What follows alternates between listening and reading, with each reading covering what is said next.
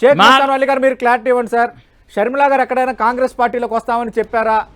వస్తే మాకేం నష్టం లేదు, ఇది మన ధర్మశ్రీ గారు అంటున్న మాట. మీరు క్లారిటీ ఇవ్వండి సార్. నమస్కారం అందరికి. మీకు నా వాయిస్ వినపడుతుందండి? అందరికి సార్ వినిపిస్తుంది, మాట్లాడండి. వాయిస్ వినపడుతుందా సార్? వినిపిస్తుంది సార్, మాట్లాడండి సార్. ఎంత దుర్మార్గం అంటే ఇప్పుడు జగన్మోహన్ రెడ్డి గారు చేసినటువంటి విమర్శలు కానీ అపవాదం కానీ కాంగ్రెస్ పార్టీ మీద వేసినటువంటి అన్ని కూడా అబద్ధం అని తెలిపోయింది కదా. షర్మిల అమ్మ గారు రాజశేఖర రెడ్డి గారి కుమార్తెగా ఢిల్లీ వెళ్ళి రాహుల్ గాంధీ గారిని సోనియా గాంధీ గారు కలిసిన తర్వాత ఏం చెప్పింది? నాకు వాళ్ళని కలిసిన తర్వాత నాకున్నటువంటి భ్రమలు తెలిగిపోయినాయి. నిజంగా రాజశేఖర రెడ్డి గారు అంటే రాహుల్ గాంధీ గారికి సోనియా గాంధీ గారికి కాంగ్రెస్ పార్టీకి ఉన్నటువంటి తీయలేనటువంటి అనుబంధం ఉంది, నాలో మిస్కన్సెప్షన్ ఇచ్చింది అనేటటువంటి మాట ఎంత తేటతెల్లంగా చెప్పడం జరిగింది. రెండు కేసుల గురించి చెబుతా ఉన్నారే, కేసులు అనేటటువంటి దాని మీద కూడా గాంధీ కుటుంబం మీద కూడా కేసులు పెట్టారమ్మా. అప్పుడు ఆ కేసులన్నింటి కూడా మేం చేసింది కాదన్న తర్వాత షర్మిలమ్మ గారు కేసుల గురించి కూడా చాలా స్పష్టంగా చెప్పారు.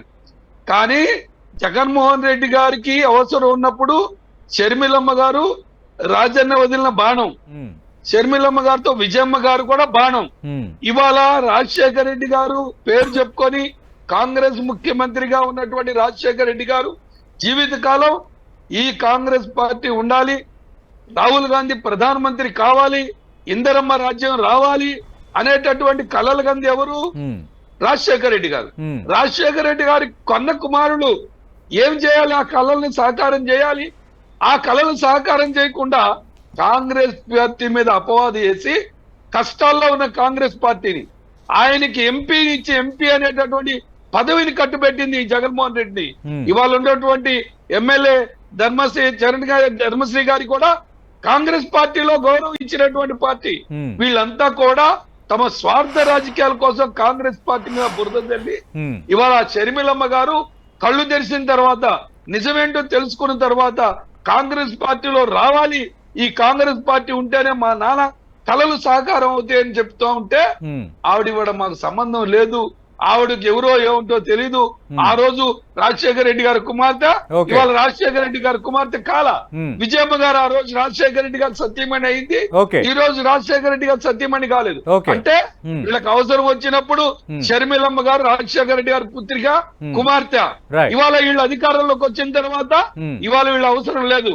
ఇవాళ స్పష్టంగా వీళ్ళ దుకాణం బంద్ అవుతా ఉంది. వీళ్ళ ఆస్తులు, వీళ్ళ యొక్క నకిలీ డబ్బులు, వీళ్ళ బీగిరి కోళ్ళలో దోచుకున్న డబ్బులు బెంగళూరు, హైదరాబాద్ లో ఉంటే ఇవాళ రెండు రాష్ట్రాల్లో కాంగ్రెస్ అధికారంలో ఉంది. ఈ దొంగ సొమ్మంతా బయటకు తీస్తారని మీ వ్యాఖ్యలు బట్టి ఎలా అర్థం చేసుకోవాలి? వైఎస్ జగన్మోహన్ రెడ్డిని ఎంపీ చేశాము, రాజశేఖర రెడ్డి కొడుకుగా గుర్తించాము, అయినా కూడా సొంత పార్టీ పెట్టి కాంగ్రెస్ పార్టీకి వెన్నుపోటు పొడిచారనేది మీరు చెప్తున్న వ్యాఖ్యలు. అంటే మరి ముళ్ళుతోనే లేదు సార్, మిమ్మల్ని అడుగుతున్నా సార్, నేను మిమ్మల్ని అడుగుతున్నా. అంటే ముళ్ళుతోనే తీయబోతున్నారా? వైఎస్ ఫ్యామిలీ నుంచి వైఎస్ జగన్మోహన్ రెడ్డి పార్టీకి నష్టపరిచారు కాబట్టి అదే వైఎస్ ఫ్యామిలీ నుంచి వైఎస్ షర్మిలాని తెచ్చి లెక్కను సరిచేద్దాం అనుకుంటున్నారా? ముళ్ళుతోనే తీయాలనుకుంటున్నారా?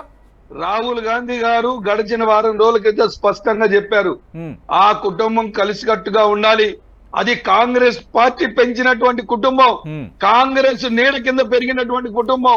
రాజశేఖర రెడ్డి గారు సుదీర్ఘ పాలన పాటు కాంగ్రెస్ గొడుగు కింద ఆ కుటుంబం పెరిగినటువంటి పార్టీ.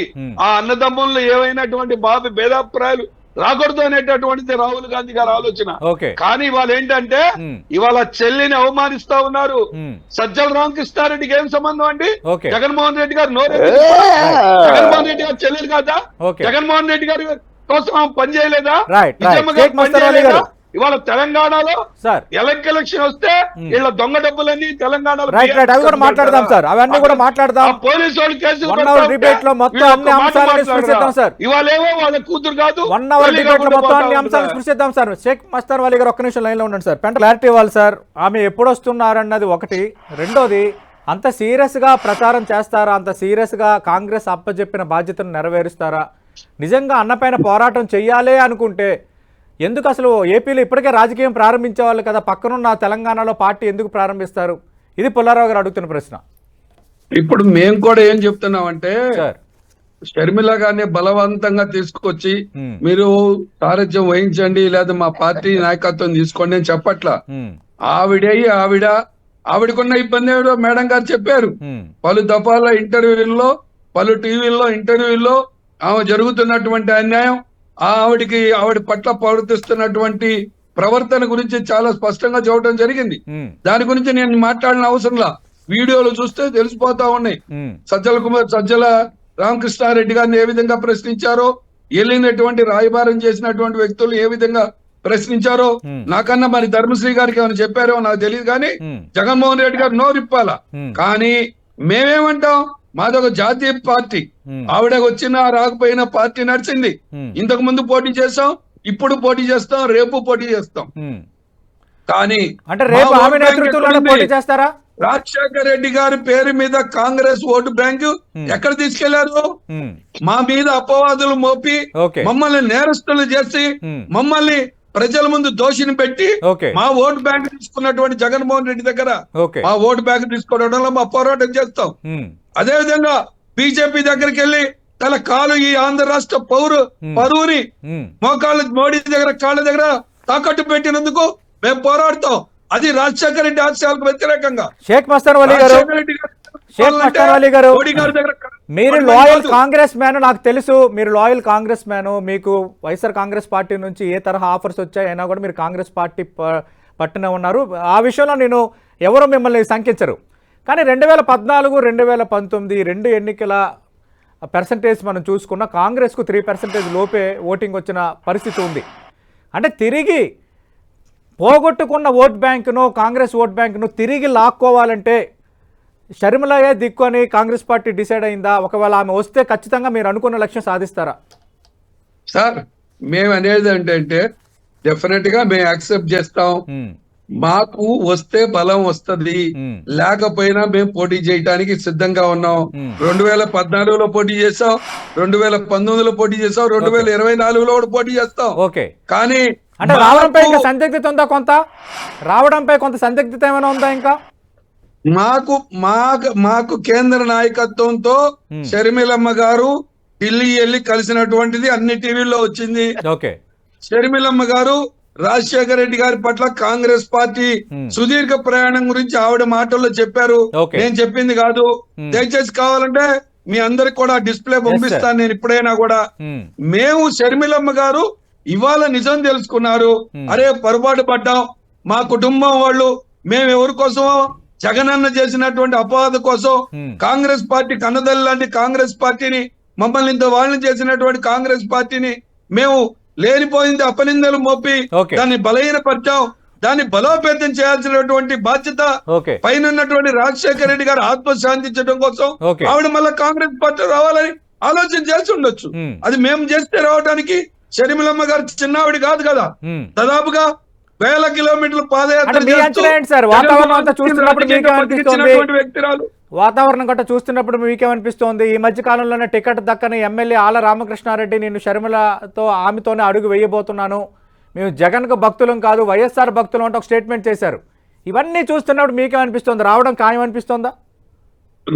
రామకృష్ణారెడ్డి గారు ఒక్కళ్లే కాదు, 40 మంది ఈ రోజు 40 మంది ఎమ్మెల్యేలు ఇవాళ షర్మిల గారితో, మరలా అట్లానే కాంగ్రెస్ అధినాయకత్వంతో నాకున్నటువంటి మిడిమిడి ఇన్ఫర్మేషన్ ప్రకారం 40 మంది ఎమ్మెల్యేలు ఇవాళ ఒక్కసారిగా మీ షర్మిలమ్మ గారితో పాటు మేము వస్తామండి అని ఈ రోజున కేంద్ర ప్రభుత్వం కేంద్ర పార్టీతో సంప్రదింపులు జరుపుతా ఉన్నారు. అది వచ్చిన రోజున వీళ్ళంతా కూడా ఎవరైతే కాంగ్రెస్ పార్టీని మరి అపనిందలు పాలు చేశారో వాళ్ళు తప్పకుండా బుద్ధి చెప్పే ప్రజలు బుద్ధి చెప్పే కాలం వస్తుందని మాత్రం. ధర్మశ్రీ గారు మీ అభిప్రాయం టీవీతో పంచుకున్నారు. షేక్ మస్తాన్ వలీ గారు కంటపాటి పుల్లారావు గారు వెర్షన్ చూశారు, ధర్మశ్రీ గారు కామెంట్స్ చూశారు, పితాని సత్యనారాయణ గారు అంచనా చూశారు.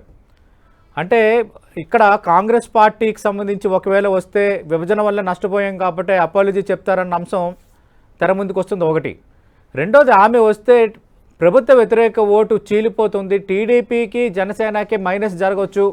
ఇప్పుడు తెలంగాణలో భారతీయ జనతా పార్టీ అన్ని లెక్కలేస్తే అడ్వాంటేజ్ కాంగ్రెస్ తీసుకుంది, ఇక్కడ అలా జరగదని గ్యారంటీ ఏంటని పుల్లారావు గారు అడుగుతున్నారు.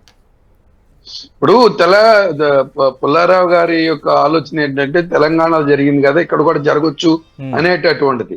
ఇక్కడ అసలు విషయం ఒకటి గుర్తుపెట్టుకోవాలి.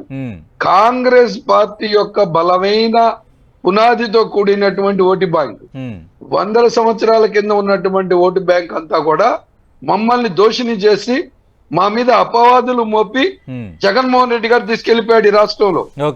ఎవరి పేరు మీద? కాంగ్రెస్ ముఖ్యమంత్రి రాజశేఖర రెడ్డి గారి పేరు మీద కానివ్వండి, లేదా కేసులు అనేటటువంటి నెపం పెట్టి కానివ్వండి. మేము ఇప్పుడు ఏమంటున్నామంటే వాస్తవానికి ప్రజలకు చెల్లించి ఇప్పుడు తెలిసింది. ఇవాళ ఏమైంది? 2014 నుంచి 2019, 2019 నుంచి 2023 వరకు కూడా ఏం సాధించారు ఈ రాష్ట్రంలో? 10 లక్షల కోట్ల రూపాయలు అప్పు సాధించారు. ఈ రాష్ట్ర ప్రజల యొక్క గౌరవాన్ని నరేంద్ర మోడీ కాళ్ళ దగ్గర తాకట్టు పెట్టారు. అహంకారపూరితమైన రాజకీయ పాలకులుగా చేశారు. పోలవరం ఇవాళ కూడా చట్టంలో ఉంది. పోలవరం అపర సంజీవిని, కేంద్ర ప్రభుత్వం పూర్తి చేయాల్సినటువంటి ప్రాజెక్టుని, అపర సంజీవిని ప్రాజెక్టుని విజయవాడ నుంచి శ్రీకాకుళం వరకు కూడా తాగునీరు, సాగునీరు ధర్మశ్రీగా చెప్పాలి దీనికి సమాధానం. పోలవరం ఈ రోజు కూడా పూర్తి కావాలనుకోవడానికి కారకులు ఎవరు? అయ్యప్ప స్వామి మాలేసుకున్నటువంటి అనిల్ కుమార్ యాదవ్ గారు డిసెంబర్ 1వ తారీఖున జగన్మోహన్ రెడ్డి గారు ఓపెన్ చేస్తానన్నమాట. ఆ రోజు తెలుగుదేశంలో దేవినేని ఉమా గారు ఇదిగో 3 నెలల కాలంలో ఓపెన్ చేస్తా ఉన్నారు.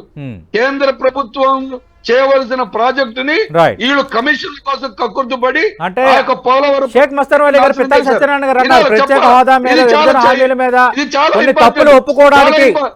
ఇది చాలా ఇంపార్టెంట్, చాలా ఇంపార్టెంట్. ప్రత్యేక హోదా అనేటటువంటిది జగన్మోహన్ రెడ్డి గారు 2014 ఎన్నికల తర్వాత 2019లో 2018లో వాళ్ళకున్న 5-6 పార్లమెంట్ సభ్యుల్ని ఈ రాష్ట్ర ప్రజల దగ్గరకు వచ్చి నాకు 25 మంది పార్లమెంట్ సభ్యులు ఇవ్వండి, నరేంద్ర మోడీ గారి మెడలు వచ్చింది, పార్లమెంట్ ప్రత్యేక హోదా తెస్తానన్నారు. ప్రత్యేక హోదా ఏది? తెలుగుదేశం పార్టీ ప్రత్యేక హోదా తీసుకురాలా. ఇవాళ క్షమాపణ చెప్పాల్సింది ఎవరయ్యా అంటే నరేంద్ర మోడీ దగ్గర తాకట్టు పెట్టినటువంటి ఈ పార్టీ ఇవాళ తెలుగు ప్రజలకు క్షమాపణ చెప్పాలి.